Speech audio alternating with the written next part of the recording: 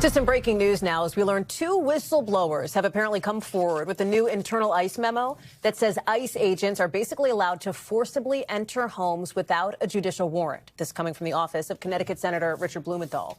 It's coming as we're seeing new immigration operations still going down in Minnesota, which is the latest escalation of clashes between ICE and people there. And now a police chief there says ICE agents pulled their guns on an off-duty police officer. I want to bring in Maggie Vespa, who is on the ground for us in Minneapolis. Maggie, can we start with this new whistleblower memo? What does it say, and what do we know about it? Yeah, but Hallie, basically what this appears to be, based on this memo, is kind of a loosening of ICE policy when it comes to how much liberty they take entering people's homes when trying to make an arrest. Previously, and I talked to one of our legal analysts about this just moments ago, they needed a judicial warrant giving them that authority to enter the home specifically. Now they can use something that's more of an administrative warrant. It's called an I-205, and that's when basically a judge has ordered a final removal of someone who's in the country illegally. Ordering them to be arrested and removed is a far cry, or at least a big difference, from ordering them or giving the officers access to the person's home. And that appears to be the contrast between this sort of former policy and this new policy. This memo was dated back in May, and these whistleblowers working through a group called Whistleblower Aid said that it's basically what's been used to train a lot of new hires who are coming into cities like Minneapolis. And we're talking about the other cities across the country now where we're seeing operations kick up, especially in Maine, just in the last 24 hours.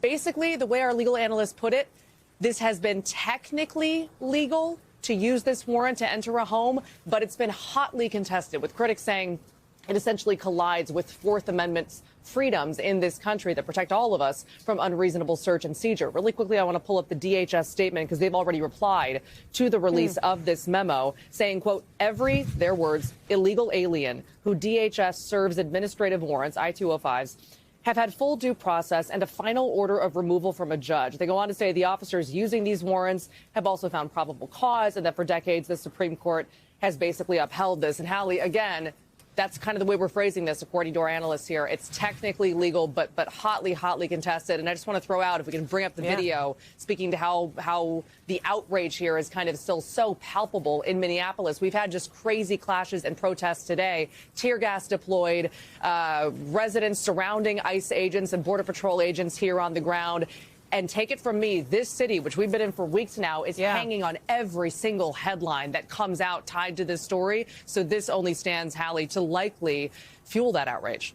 And to your point, Maggie, potentially some legal fights to come on that front. Before we let you go, we also mentioned, as you talk about some of the escalations and the interactions here, this interaction between what sounds like ICE officers and an off-duty local police officer? Yes, that's true. So basically, in our control room, tell me if we have this sound ready to go. This is a local police chief in a suburban town in just outside Minneapolis saying that an off-duty ICE officer, an off-duty police officer, a woman of color, was pulled over in her car by ICE officers who didn't know that she was police. And he said this has happened multiple times, but he told this one story in particular. So we want to play his account of what went down. Listen to this. Pardon me. So we don't actually have that sound. This is the Brooklyn Park police chief basically saying that his off-duty female officer was pulled over by ICE officers who had guns drawn, who demanded proof of citizenship. He said she didn't have it. She's a U.S. citizen. Why would she? He said she tried to film with her phone. They knocked the phone out of her hand. And only when she informed them, he said, that she was a police officer, did the interaction end.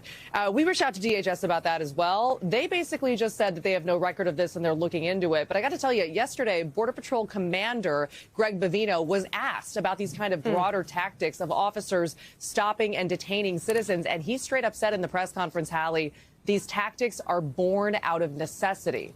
So he really stood by it. And that's as we hear these stories come out. Maggie Vespa, live for us in Minneapolis. Our thanks to you, to your team on the ground who has been doing this tireless reporting over the course of the last 2 weeks now. And I know more to come ahead of the vice president's visit there tomorrow. Thanks, Maggie. We thank you for watching. And remember, stay updated on breaking news and top stories on the NBC News app or watch live on our YouTube channel.